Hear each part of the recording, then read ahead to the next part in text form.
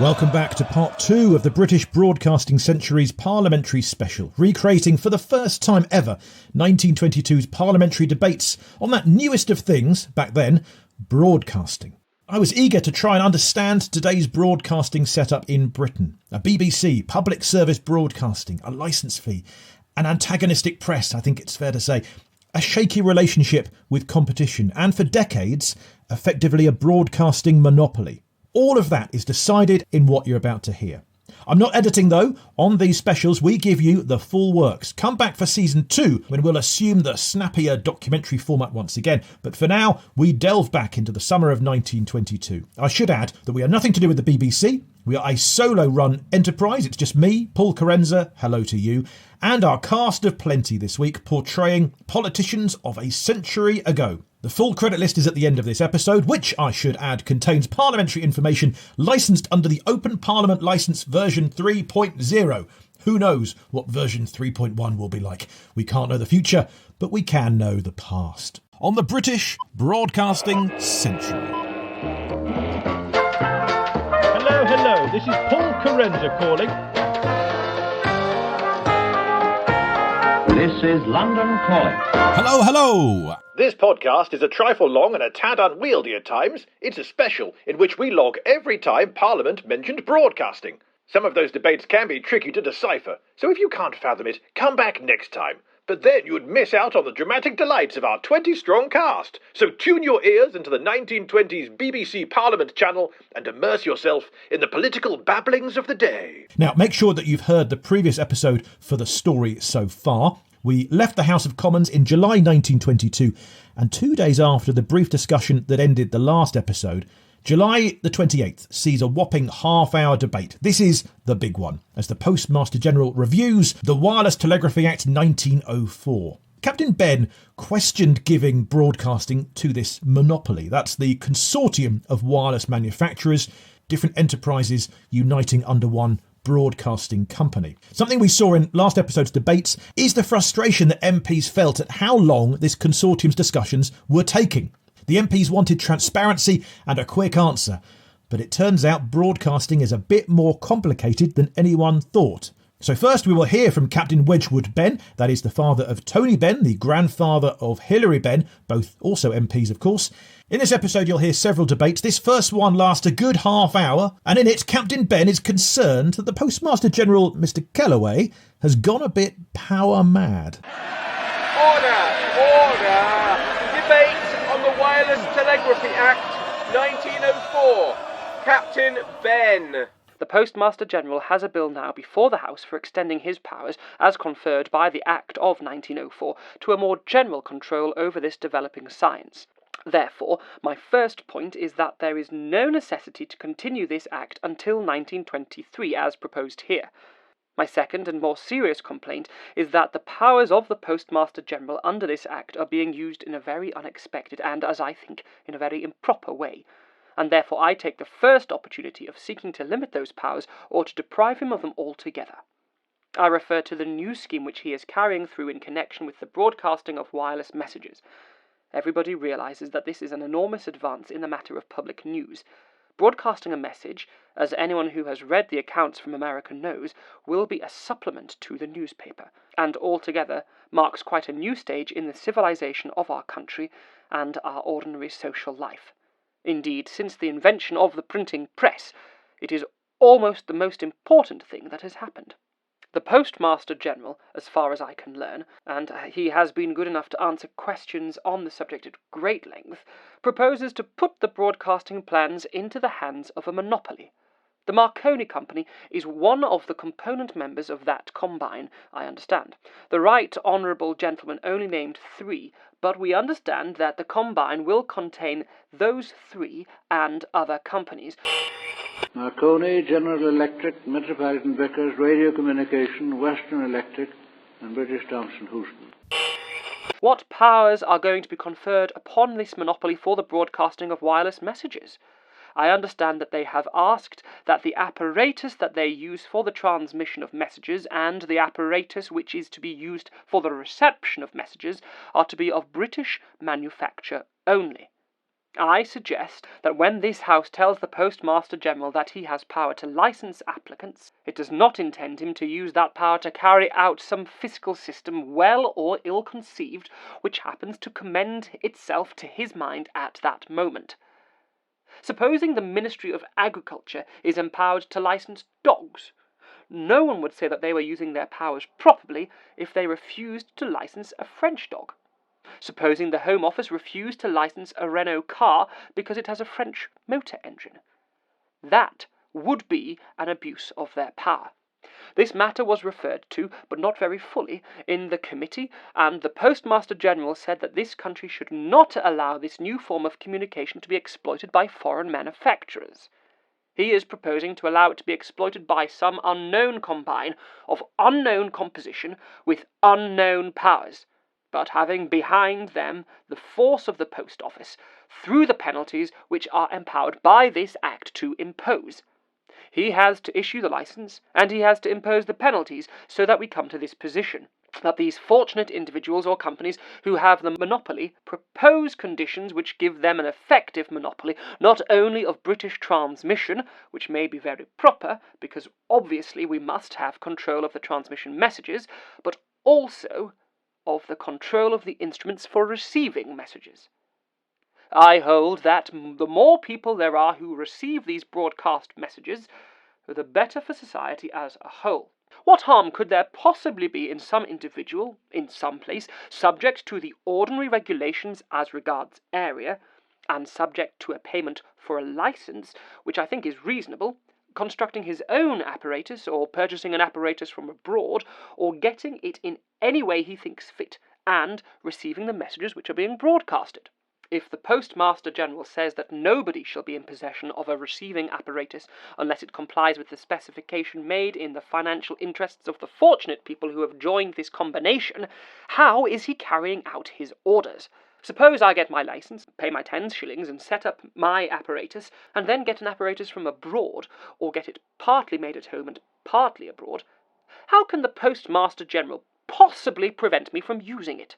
Either the law should be obeyed and enforced, or it should not be enacted, because nothing brings the law so much into contempt as failure to enforce it. How can the Postmaster-General, unless he intends to limit this thing to a very narrow circle of listeners, possibly enforce these rules about specification? He cannot possibly do it. I asked him the question, and his reply to that was that the companies, in providing these instruments, would see that the specification was observed. Other people who use instruments which they import into this country, on parts of which they pay duty, are to be prevented from using those instruments for the purposes of receiving messages. The Right Honourable Gentleman cannot do it unless he intends to have a large number of inspectors peeping about the streets and inspecting every apparatus to see if it complies with the specification laid down by the Postmaster-General. I think the whole business is improper. The House is in great ignorance of the full particulars. They have sought information, but they have not got it. Then, what arrangements as to copyright has the Postmaster-General made about the messages to be sent out? Newspaper news is going to be supplemented by this broadcasting. If a newspaper, at considerable expense, secures news, it is perfectly right that it should be protected in the monopoly of that news for some period, say 24 hours. In the dark as we are, knowing nothing about regulations or terms of agreement with this unknown monopoly, what guarantee have the newspapers got that their copyright will be secure?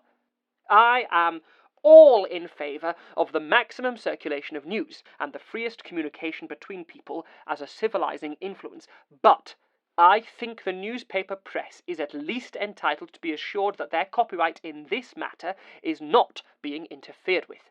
I have no desire to take up more time of the House than necessary. The Honourable Member for Streatham appears to regard that as a great joke. Sir William Lane Mitchell. Well, it's a great joke. The Honourable Member's contributions to debate consist mostly of objections and interruptions. The proper course to pursue this matter is for a select committee to be set up to inquire into it. Here we have regulations being made on behalf of the government touching one of the most important advances which have been made for centuries in the circulation of news, and I think what I suggest is very desirable. a select committee should go into the question and so reassure the House that the terms of these contracts will be proper and in the public interest. Mr. Kellaway! Well, I'm glad that at last we have got the honourable and gallant gentleman into the open on this business. What do you mean by that? Well, I feel that in this matter... On a point of order, Mr. Deputy Chairman, will the Postmaster-General kindly explain what he means by the words that he is glad we have got the honourable and gallant gentleman into the open? What does he mean by the words? What words mean, I should have thought, would be obvious to every member of this House. They are a gross insult. I propose on this occasion to speak with a good deal of frankness.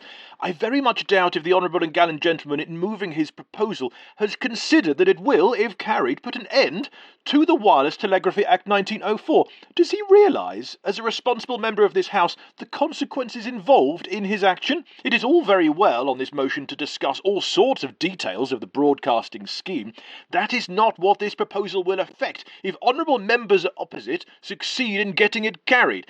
If it be carried, and the Act is not continued beyond the period for which it is current, there will be no control of wireless in this country. The Admiralty will be unable to communicate with the fleet. The Air Ministry will be unable to communicate with their aircraft. No one in this country will be able to rely on efficient communication with anyone at sea. These things are proposed as a light and airy way of spending Friday afternoon. I say there should be some sense of responsibility, at least in the proposals which are moved from the benches opposite.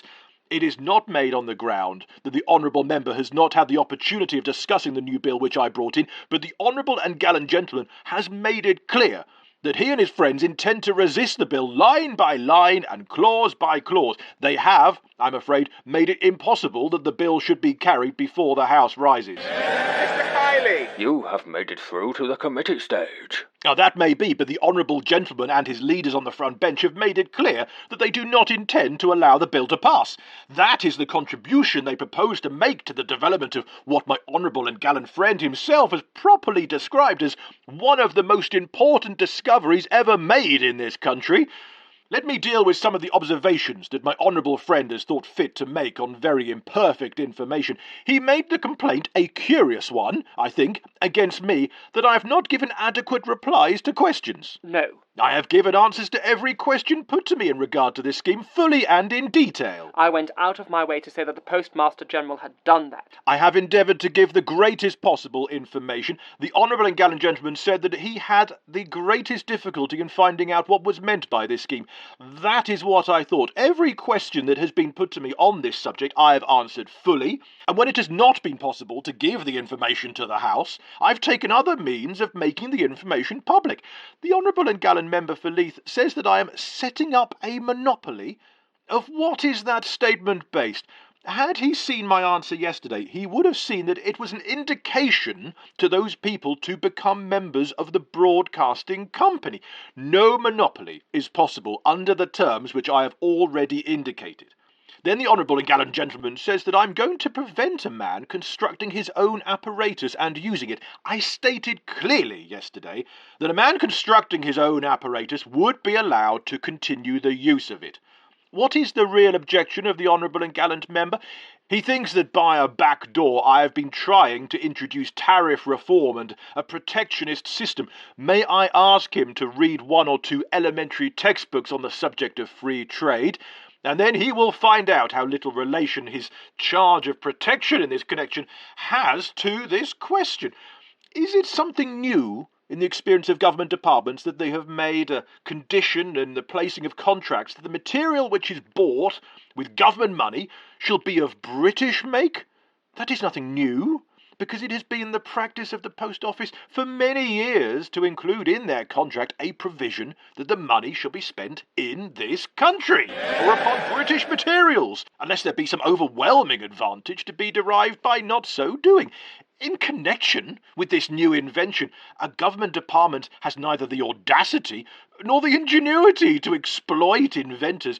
On the other hand, had I agreed to carry out this work myself, what a howl of indignation there would have been had I proceeded to buy German or American instruments for this work, and I am sure there would have been no one more indignant than honourable members opposite. I am not going to be drawn into a discussion of a fiscal question which does not properly arise now, and if my honourable and gallant friend will only read the speech of the right honourable gentleman, the member for Paisley, Mr. Asquith, in the debate on dyestuffs, or the same right honourable gentleman's speeches in connection with the Paris resolutions, well, he will find how little relation there is between the actual facts and the charge that I am trying to introduce a protective system by a back door.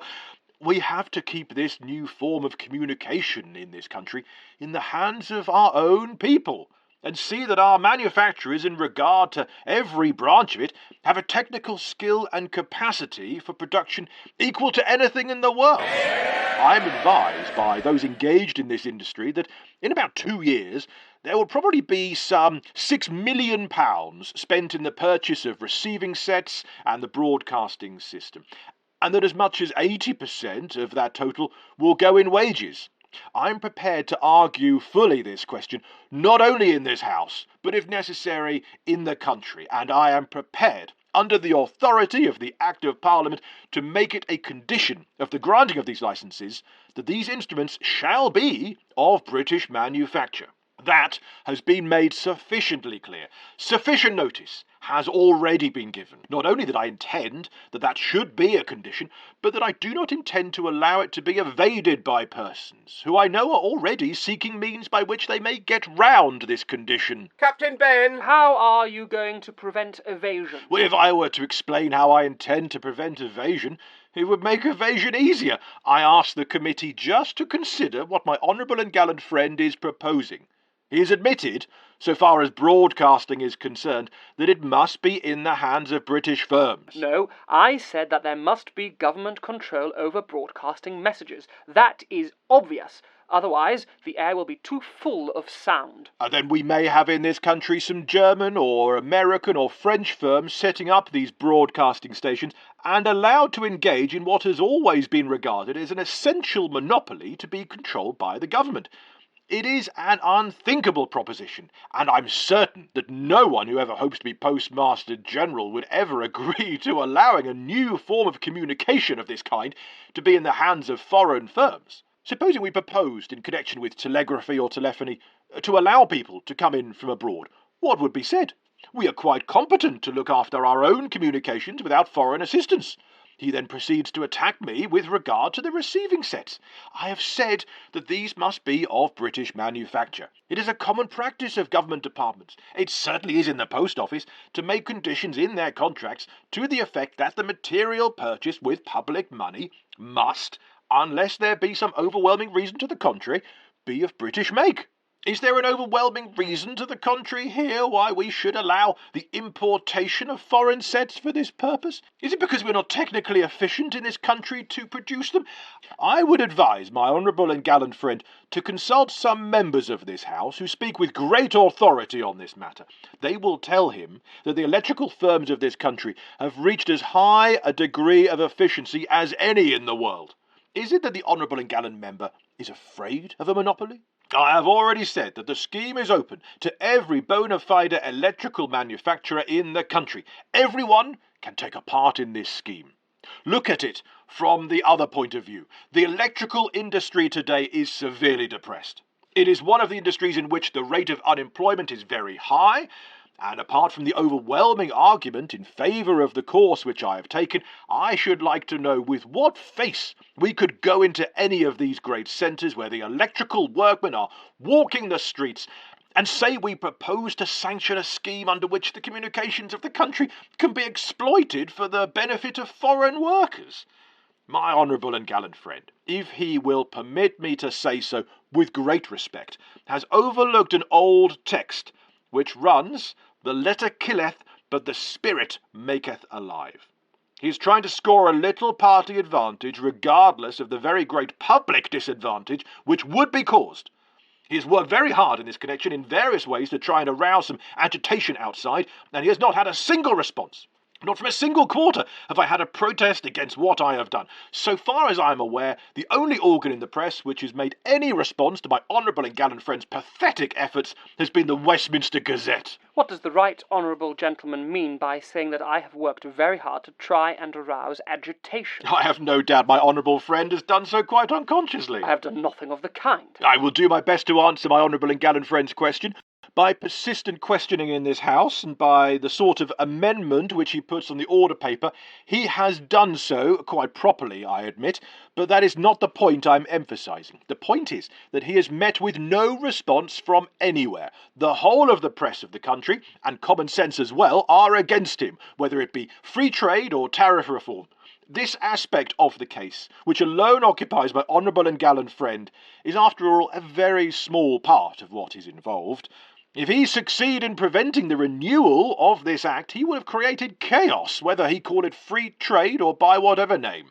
I repeat that the only control of wireless which exists in this country is contained in the act which my right honourable friend is asking this committee not to allow to continue in operation, and this result will ensue if my honourable and gallant friend gets his way. If he gets his little bit of party capital out of it, the Admiralty will not be able to communicate with his fleet. Nonsense! If my honourable friend says it is nonsense, it shows he has not studied the ABC of the question. I repeat, it is nonsense. There is no power, apart from the government, to regulate wireless outside this country, and that is what will ensue if this act be not renewed. Any man can erect any station of any power he likes around our coasts.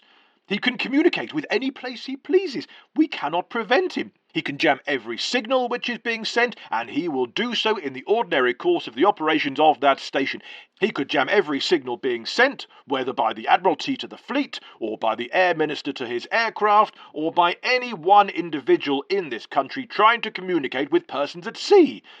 This is the price and the risk he is willing to run in what he calls the interests of the system of free trade, of which he has not yet learned the elementals. Sir Donald MacLean. The right honourable gentleman has made an attack in his heated speech on my honourable and gallant friend, and I hope that my honourable and gallant friend feels duly admonished and will take the greatest possible care not again to intervene in the debates in this House without getting the Postmaster-General's licence. I suggest that a licence should be in terms of the Act which we are now considering. That is to say, that every such licence shall be in such form and for such purpose as the Postmaster-General may determine, and it shall contain the terms, conditions and restrictions under and subject to which the licence is granted. Then, of course, we shall see that Parliament is moving in accordance with the best traditions which the Postmaster-General has laid down. What has my honourable and gallant friend done? Well, he has taken a proper and appropriate parliamentary opportunity which the right honourable gentleman and I think better days used to take of bringing before Parliament a subject of general interest which there is very little chance of raising at another stage of the proceedings. That is all that he's done. The Postmaster-General has endeavoured to make the flesh of the committee creep by stating what would happen if this amendment were carried. In any event, however, the Act goes on till Christmas, and there is to be an autumn session during which the bill could be brought before the House. I don't really know whether the right honourable gentleman was serious or whether he was attempting to amuse himself by working up indignation and endeavouring to show that my honourable and gallant friend was occupying a ridiculous position. All I can say is that I do not think the Postmaster-General really increased his influence or his position in the House with the speech that he made. I say again that my honourable and gallant friend exercised a proper parliamentary opportunity of laying his case before the committee, which he did fairly, and from my point of view, with very good effect. He was met with a tornado of abuse in front of the Minister in charge of the bill. The right honourable gentleman went into the most irrelevant observations about tariff reform, free trade and the rest of it, referring my honourable and gallant friend to textbooks and to further study of the question, in which he himself used to believe, although I congratulate his colleagues who are now on the government bench of his having become a convert to this particular faith. That as it may be, but the action which has been taken in this case by my honourable and gallant friend is justified on the facts of the situation. All that he wants is that there should be a proper opportunity in this country for the development of this particular industry. I myself regard it with feelings of the greatest possible alarm, but here it is. The Postmaster-General himself said that the principal manufacturers of wireless apparatus in Great Britain will combine to form a company or companies to provide broadcasting services. We want to find out what that means, and I cannot imagine a better place for discussing it than in this committee here and now on the motion of my honourable and gallant friend. What does the combine mean? First of all, you're going to shut out foreign competition. I suppose that an integral part of this apparatus is included under the Safeguarding of Industries Act already, but not content with that, the government have decided to exclude all chances of foreign competition. That I can understand, but they're also going to what's called corner the whole market. They're going to form, as the honourable member behind me says, an additional trust at home. What harm is there in discussing it? The Postmaster-General objects to our discussing it. but he does. He said it was a most unpatriotic thing to do. It is one of the most shameless exhibitions of party spirit in opposition. I think it ought to be discussed. This is probably the only opportunity we're going to get. I will leave for the moment the question of the advantage to the consumer of having the choice between homemade and foreign-made instruments, and confine myself altogether to the question of the combine at home, and I will assume that the Postmaster-General has issued me a licence and that I have his gracious permission to ask him for more particulars about the combine. Everyone who's interested at home is entitled to know what the government department proposes to do with regard to this combine, and we are entitled to have an answer, so that in any event there is going to be no cornering and no trust at home, but within these shores at any rate there shall be free play of competition. That is a question which should be addressed to the right honourable gentleman, and if unsatisfactory answers are given, I shall take all the risk of his displeasure and of the calumny which must fall upon us for so unpatriotic an action as voting against him in the division lobby. Sir Douglas Newton. I'm very glad to think the debate is taking place, because I hope it may mean that facilities will be found for carrying the bill through to its concluding stages. There are at least 3 points of view from which this question should be reviewed. There are the scientific reasons in support of the proposal. We are not discussing the bill. We are discussing the proposals of the Postmaster-General with regard to the bill. I understand the Act of 1904, which it is proposed to continue, gives great powers to the Postmaster-General, and it is only the powers under that Act which are open to review and discussion now. Honourable members must not deal with the bill. I was endeavouring to indicate that it was desirable to proceed to amplify those powers, and I hope at any rate the motion will not be carried, because the whole of the wireless telegraphy situation would be in a state of chaos. It is necessary that wireless receiving sets should be obliged to conform to certain definite regulations, because unless they do, they will give off radiations. The honourable member is discussing the new proposals. We cannot discuss those now. Mr. Malone. I would not detain the House any longer had the Postmaster-General not deliberately and wilfully misrepresented the contentions of those who have put down amendments to the new bill, which is coming before the House next week. He says he has given us details of the new scheme. If I turn to the reply he gave yesterday to a question which he has taken such great care to publish broadcast to the press, I find he is forming a combine. He says that the private manufacturing companies are able to be members of this combine. Is their power in the combine in proportion to the amount of capital they subscribe? If it is in accordance with the amount of capital which these small companies subscribe, then, as far as I can see, the right honourable gentleman is going by this bill to put a monopoly into the hands of the big constructive companies. The Postmaster-General told us about the £6 million that are going to be spent on broadcasting in the course of the next year or so, and he said that 80% of this money would be spent in labour.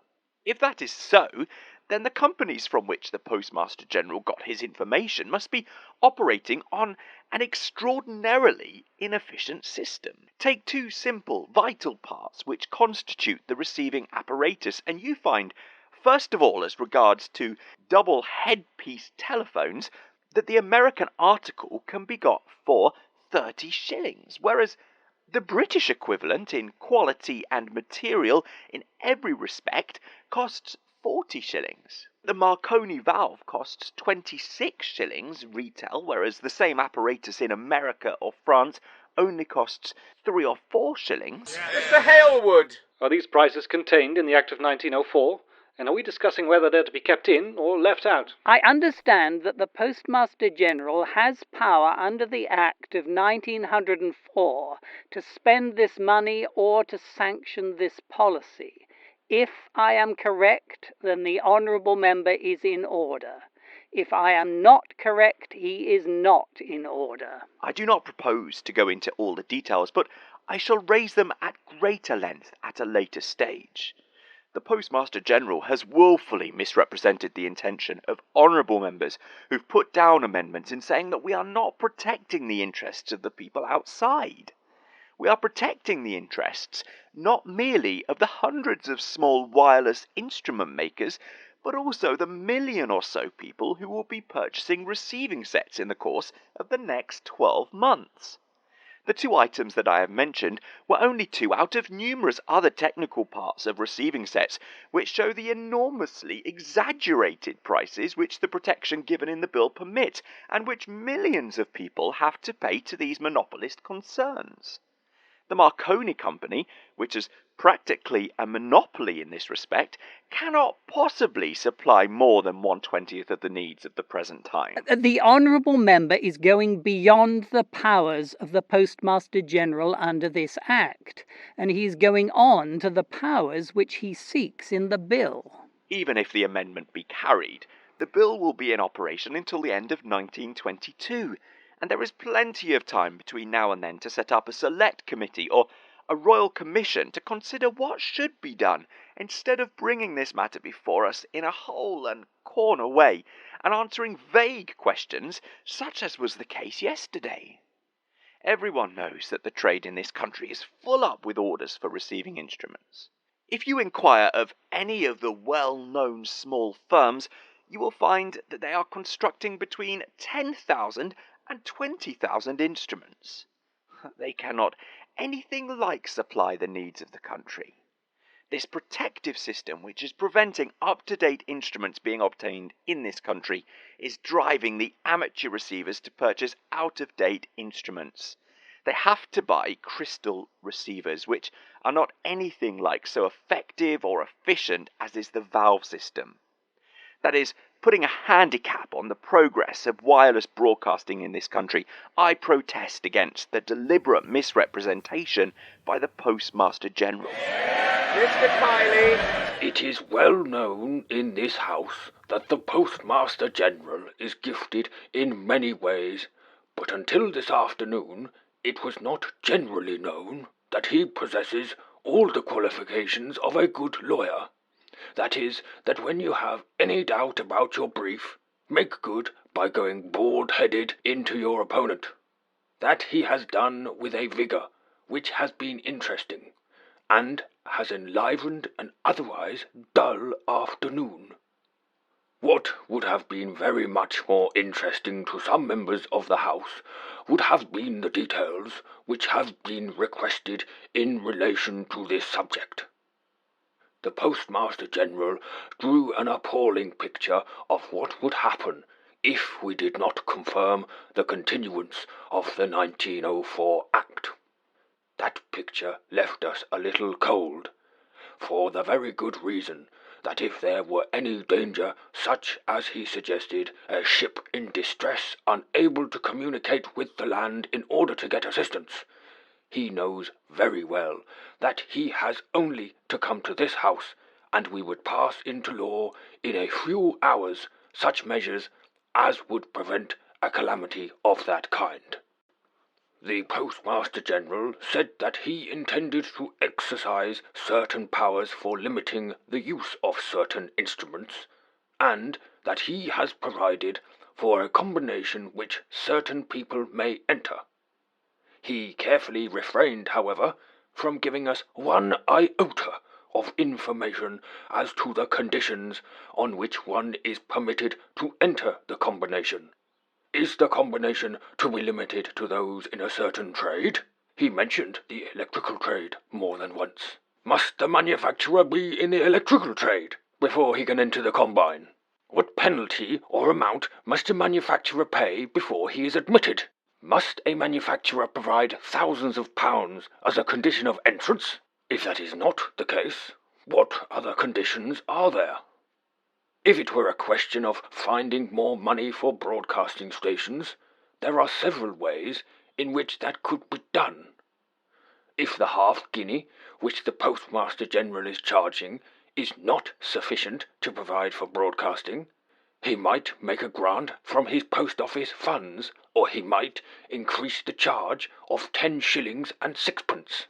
I am as much interested as the Postmaster-General in British industry. I am more concerned to have the assurance that the British public will have at their command the very best instruments that brains and money can produce.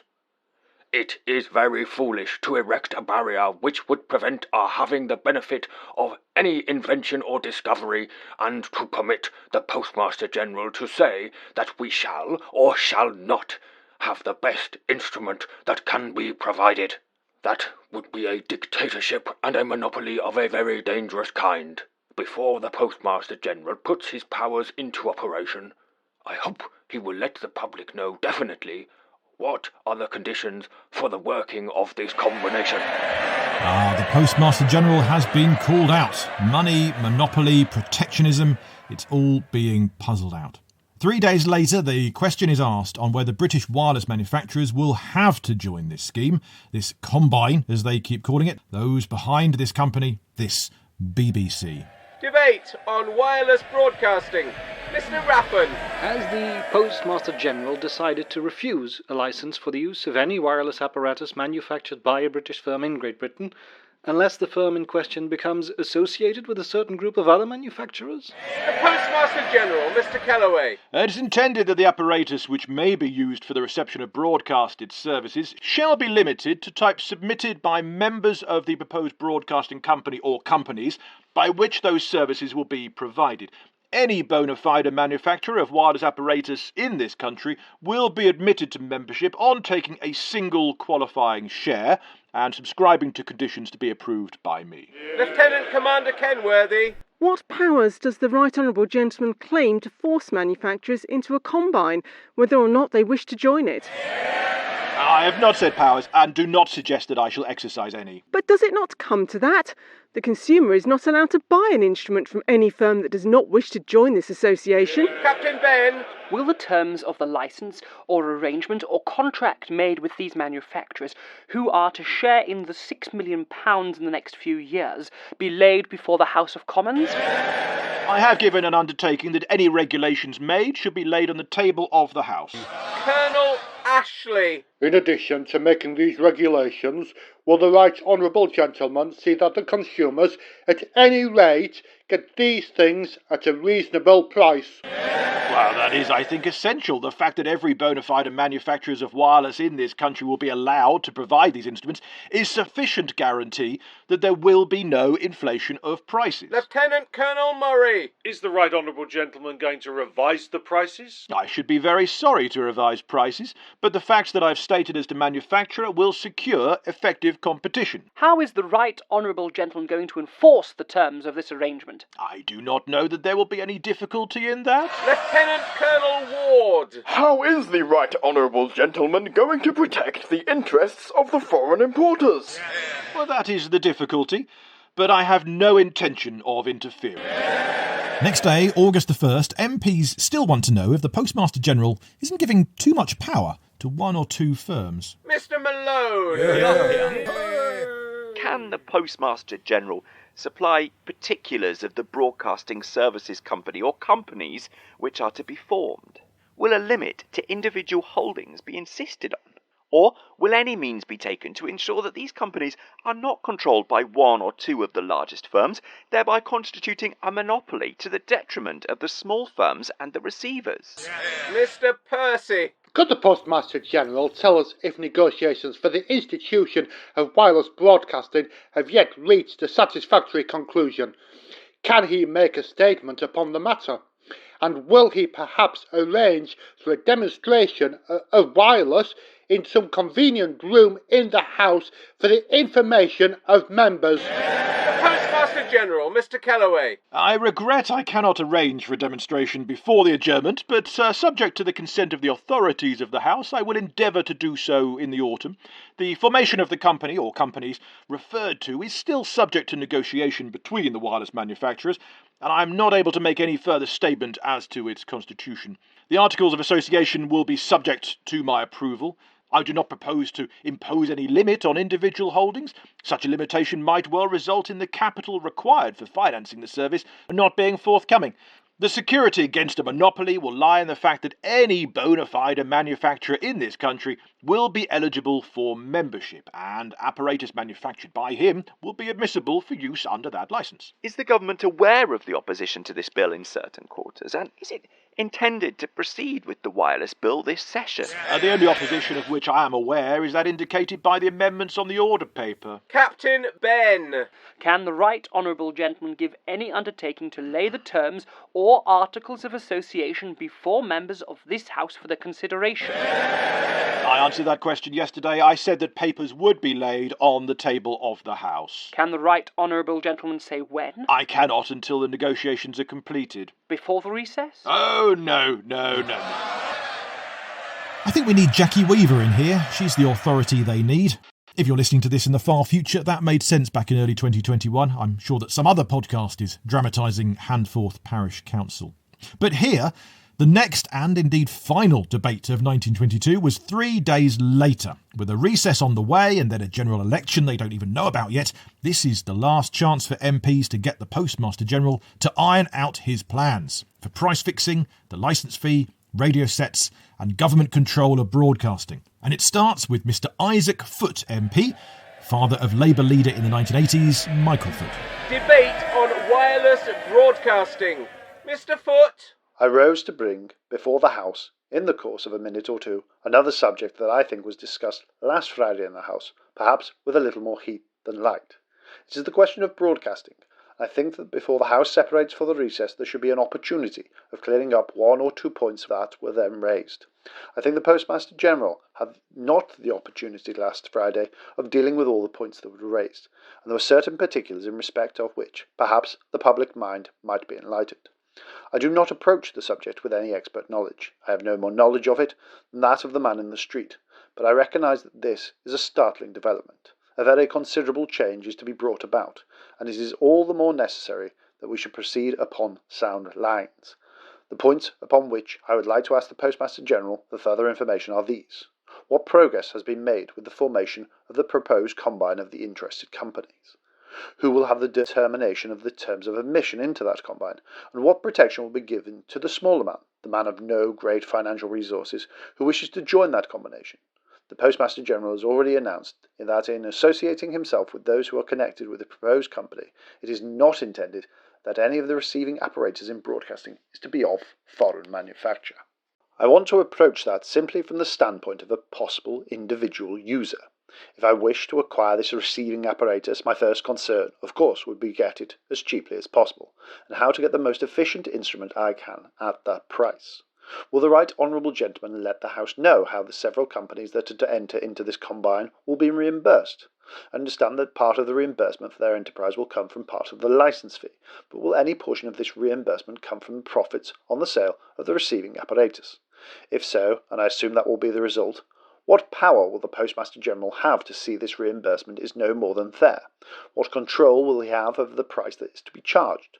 What power will he have to protect the individual citizen from being forced to buy, perhaps, a dear and imperfect apparatus instead of a cheap and efficient apparatus, if he were able to go practically to the whole world?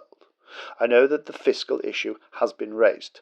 I do not think that those on this side are responsible for raising it. I think it was, in fact, raised by the Postmaster-General, who spoke of the necessity of keeping these communications in the hands of our own people.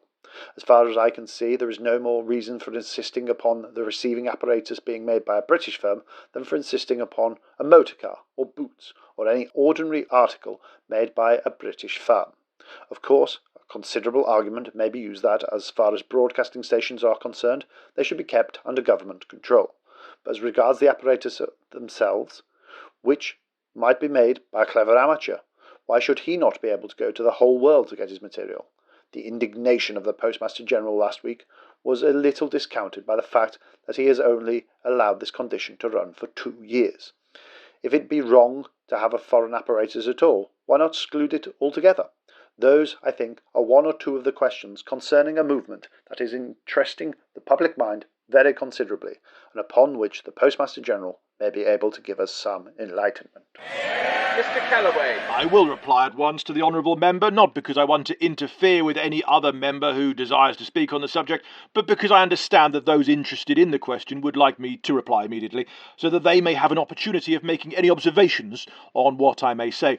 Every occasion on which this subject is discussed in the House is, in my opinion, of real value to the promotion of wireless broadcasting, which is in its infancy in this country.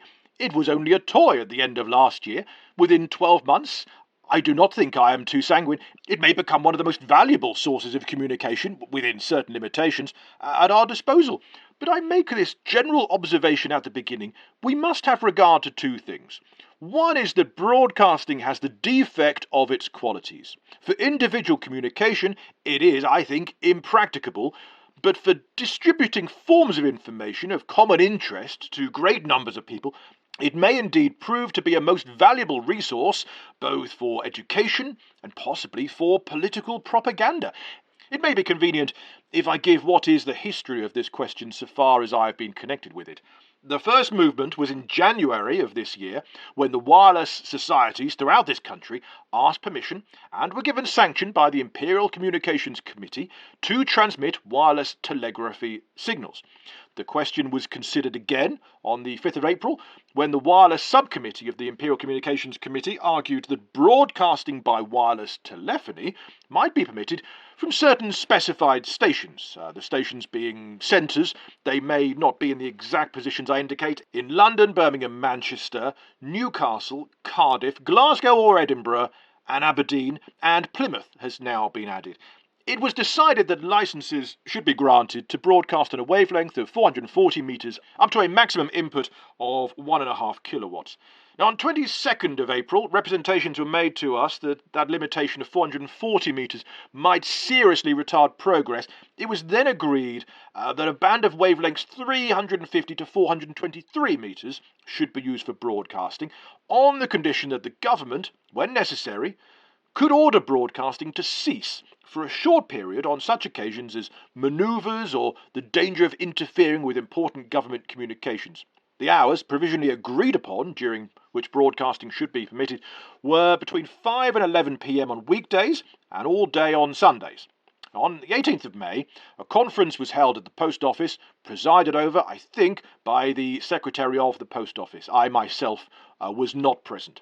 At that conference, 24 firms interested in the production of wireless material were present. It was recognised by all the firms and by all the officials of the Post Office that if the thing was to succeed, you must have efficient, reliable and continuous services of broadcasting. Unless you can secure that, people are not going to interest themselves. And the drawback, I think, up to the present in this country, has been that the sort of information and the sort of programme which has been broadcasted has been of the driest and most unattractive and, I think, least beneficial character. If the best use is to be made of this new form of communication, it must touch life at many aspects. And one of my principal desires, so far as I've been associated with laying down the conditions, has been to see that thoroughly informative and valuable information is broadcasted. It was recognised by all the technical people who were engaged in the discussion that it would be impossible to have a large number of firms broadcasting. That is physically impossible. It would result in a sort of chaos, only in a much aggravated form than that which has arisen in the United States of America, which has compelled the United States, or the department over which Mr. Hoover presides, and who is responsible for broadcasting, to do what we are now doing at the beginning, and that is proceed to lay down very drastic regulations indeed for the control of wireless broadcasting. It was therefore necessary that the firms should come together if the thing was to be efficiently done. You could not have 24 firms broadcasting in this country. There was not room. Physical laws would not permit it. It was suggested to them that for the purpose of broadcasting information, whatever it might be, they should form themselves, if possible, into one group, one company. At this point, I wish the House to draw this distinction, which is very necessary and which I am afraid has been overlooked, between the broadcasting services and the provision of instruments. They are totally distinct. So far as the provision of instruments is concerned, any qualified firm of electrical manufacturers, and the more the better, can provide them and make them. But you could not possibly have that in connection with the broadcasting service. I hope that distinction will be kept clearly in mind. The firms met on the 18th of May, they came to the post office again on the 16th of June, and they then told the officials of the sort of progress they had been able to make in arriving at agreement as to provisions of the broadcasting service. Frankly, I am disappointed at the progress they have made. If a government department had been as slow as this, the whole country would have rung with it, but I'm glad to say that at last there is a prospect of getting on. I think that prospect will be realised within the course of the next fortnight, and that they will have come to an agreement amongst themselves in regard to the company or companies. There may be two. I hope myself, in the interests of broadcasting, there will be only one, in regard to the company or companies which will have control of the broadcasting services. I've laid down certain conditions which must govern the operations of the company and must be expressed in their articles of association. These latter will be subject to the approval of the Postmaster-General. There will be no limit to the extent of the individual holding. Any bona fide British manufacturer of wireless apparatus must be allowed to become a member of the group on taking a £1 share. I think that ought to satisfy every manufacturer in this country who is capable of producing wireless apparatus at all. The licence for a broadcasting company is to be subject to the maintenance of an efficient service, and if, in my opinion, the services fail and are not efficient, I shall have authority to withdraw the licence. A contribution is to be made towards the broadcasting expenses of a portion of the licence fees for receiving sets. That is one way in which the expenses of the station will be met by a share of the licence money. It's also agreed that there shall be, out of the charge made for every set that is sold, a contribution to the expenses of the broadcasting company, so that there will be two forms of revenue available. One is a share of the annual licence, and the other a contribution to be made out of the receipts from every set sold. The profits of the broadcasting company, and I would ask honourable members to distinguish between that kind of company and the manufacturers of receiving sets, the profits of that company... Is that share in addition to the protective duty? There is no protective duty. I know nothing at all about that. The profits of the broadcasting company are to be limited to 7.5%. We've had a good deal of difficulty in getting companies to agree to that limitation, and I think it will be admitted to be a very drastic limitation in what is necessarily a new and difficult undertaking.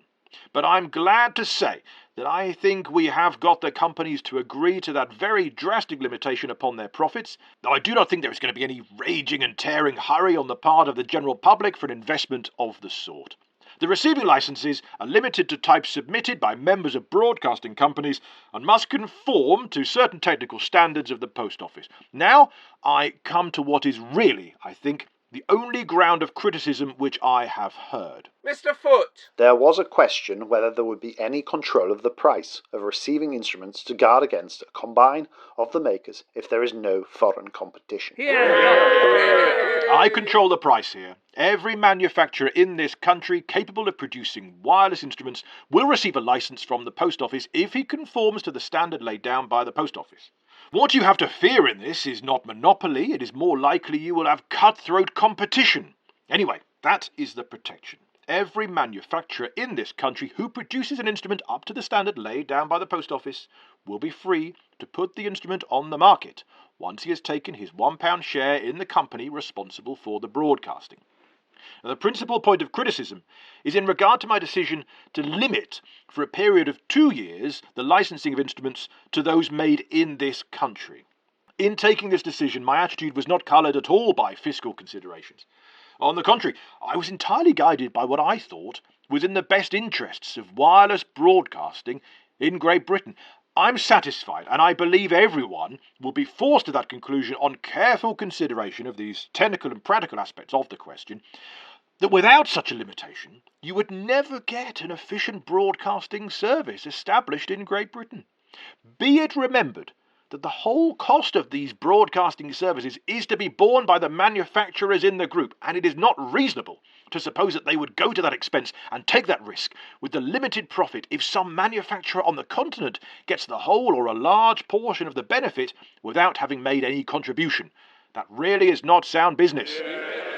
Now, the first essential is to make a successful and efficient broadcasting service, and you certainly will not get that, believe me, unless you give some period of time to introduce a provision of this kind.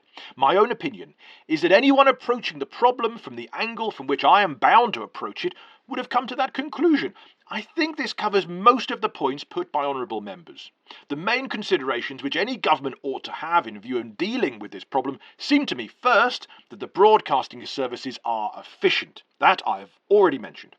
There must be regulation so as to prevent any interference with the military and commercial services.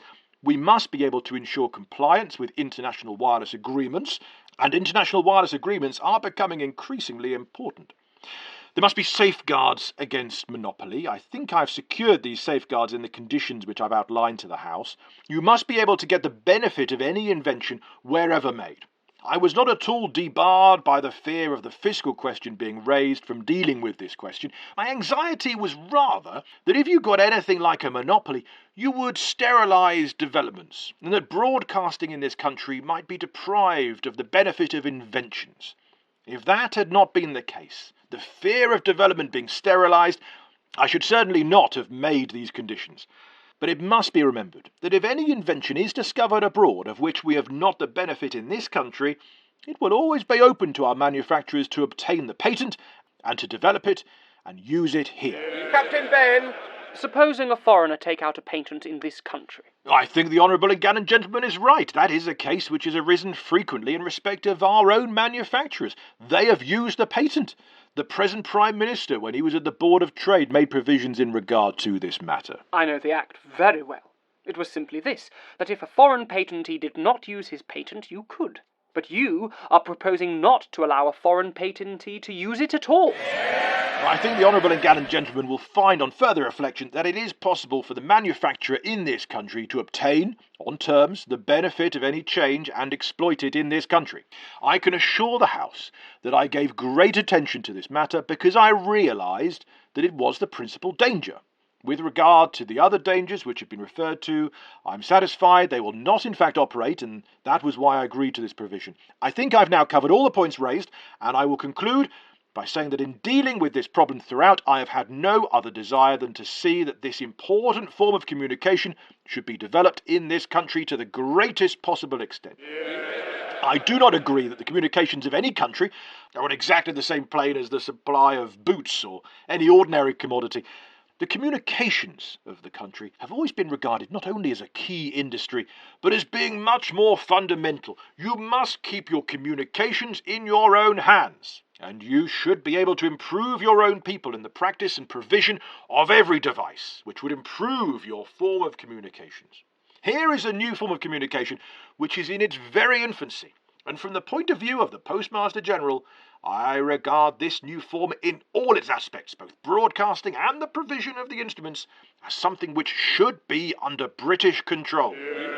The honourable and learned member opposite thinks that I am wrong on this point, but I am prepared to leave the matter to the test of time. There is a great deal with which we all cordially agree in the statement just made by the Postmaster-General. He has pointed out that this is a very great advance in the means of communication, and we are all agreed upon that point. The second point upon which we agree with the right honourable gentleman is that you must have government control of broadcasting messages, because you would otherwise have a powerful means of communication passing out of the hands of the government. Therefore there must be control and power to prohibit the sending of messages. We must not forget, also, that there are times when the air is required for the service of the government, and I would suggest nothing for one moment which would go contrary to that. That is where the right honourable gentleman is right when he says that the postal telegraphs, and the other things he mentioned, must be in the hands of the government. I wish to inquire who in the Broadcasting Association is going to protect the interests of copyright. Is he going to allow those whose copyright has been infringed to sue the broadcasting company, and is he at the same time going to protect them? I think this is a very important point. Up to now, we are in general agreement that the system is a great invention and that the stations of transmission must be under tight control of the government. This is where we part company with the Postmaster-General. When the right honourable gentleman uses the phrase means of communication, he includes the people who listen in, and there is absolutely no reasons of state why anyone should not be permitted to listen without any control whatever. The right honourable gentleman cannot interfere with such communications, and it would be as reasonable to base his argument for broadcasting on the argument of public necessity of the control of communications in regard to receiving apparatus, as it would be to say that while the post office must keep in the hands of the British government the distribution of letters, it will not permit any foreigner to receive the letters. The necessity for controlling this matter lies in the centre. I come to the arguments made by the Postmaster-General for receiving. I am relying upon a newspaper report in The Times on this question, and I understand that in France, the committee appointed by the post office there has decided that the broad principles to be followed is that receiving apparatus may be freely used after full registration. There is not a word of any sort about interference with the manufacturer or any sort of limitation of the position of the manufacturer. The Postmaster-General is better able than anyone else to say whether that is correct or not. But if it is correct, it would seem to show that the French are dealing with this matter in a much more broad-minded way. What does the Postmaster-General propose? His proposal is to set up a monopoly of all the firms engaged, both in broadcasting and the making of receiving instruments. The people who broadcast want to be paid for sending out the messages, and they are to be paid by a means of a portion of a license fee paid for the receiving instrument. In the case of the man who receives the messages on an instrument, it is not unreasonable that when he pays his license fee, a part of it should go to the man who sends the message. The Postmaster-General says that nobody may buy and use a receiving apparatus unless he buys it from a limited field of manufacturers, and that is a monopoly. How is the broadcasting station to be dealt with? In part, it is to receive a fraction of the license fee and also a share of the profits from the manufacture of the receiving instruments. The interest of the broadcasting station is to get as much money as they can through the higher price at which the receiving apparatus is sold, and the more they get, the better they are pleased. The interest of the seller of the receiving apparatus is to get as much as he can, but he is protected from competition outside, and therefore, owing to this combination, he is safe in raising his price. Therefore, you have here the essential elements of a combine and a monopoly, which may be operated against the interests of the public. The Postmaster-General has spoken about the whole of this enterprise as being a difficult thing to get started, and he says it needs all the encouragement we can give it. May I remind the House that last week the right honourable gentleman told us that £6 million were going to be spent in 2 years in the production of receiving apparatus. I think it is a sound business proposition to go into such a combine, the receipts of which are estimated at a sum which the Postmaster-General puts at £6 million during the first 2 years. I come to a point which has not been answered, and it is, how is the Postmaster-General going to enforce these conditions, and how is he going to prevent importation? Is he going to prohibit the importation of foreign sets? No. Is he going to prohibit the sale of foreign sets by anyone who cares to sell them? No. Then, is he going to take the person who buys a foreign set and impose the terms of the license upon him? In that way he will not prevent the sale of these sets. Supposing a man receives one of these sets and puts it up, How is the Postmaster-General going to stop that kind of thing? It is no good the right honourable gentleman saying, I have something up my sleeve which I cannot reveal because I have to enforce the terms of the licence. The right honourable gentleman cannot leave this matter to the Marconi Company. If the terms of the licence are going to be observed and infringements prevented, this will involve a considerable increase of staff in the Postmaster-General's own department. I may say, in passing, that another department is imposing a tax of 33.33% on wireless apparatus. Last Friday, we asked that there might be a committee appointed to go into this question, and I have received a reply from the Leader of the House that he has seen no indication of any demand from those who provide such a service for such a committee. I am not at all surprised. I see no indication of a demand from a monopoly for an inquiry which will break down that monopoly. Then he goes on to say that he sees no demand from those who use it. If the demand of the representatives of the consumers, namely the members of this House, had not a demand, how is it to be put forward? This is the demand on behalf of those who use broadcasting apparatus. The only representatives of the users and consumers are the members of this House. That is why this House ought to prevail over all commercial monopolies and interests of all kinds. The Postmaster-General says that he is giving this boon to this limited class of manufacturers for 2 years. Is there anyone, in light of our experience of the last 4 years, who will say that these fiscal advantages, once given, are ever withdrawn? Never. Whenever we ask for their withdrawal, we are told that it is not a suitable moment. The Postmaster-General himself, I think, anticipates that it may be necessary to continue this after 2 years. He cannot say that he will not. In point of fact, when asked the question in committee, he said that he should be justified if there were a monopoly in reconsidering it, and he should certainly reconsider the position with regard to the period after that. So, far from being a 2 years limit, it is going to be for 2 years anyhow, and then it is going to be reconsidered.